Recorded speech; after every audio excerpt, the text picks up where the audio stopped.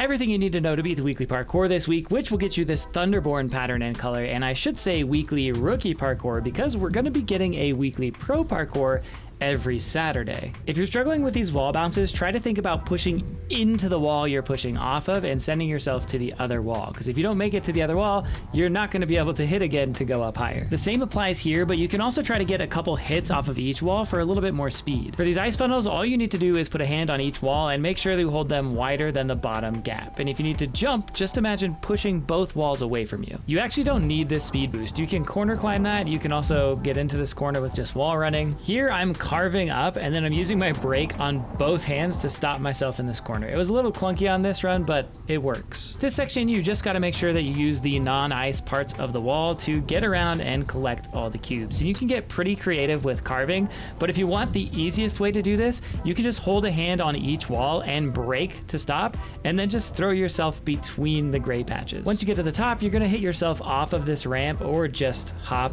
to the right and come out here. A very generic tip for parkour is that you can reach your hands out to get cubes. Don't forget that. If you think you're going to miss one, just stick your hand in that direction. Now, if you want to carve through the section you just watched, you're going to stick your hand up at your side and brush it back along the wall, and that should pull you up as long as you're moving forward along the wall.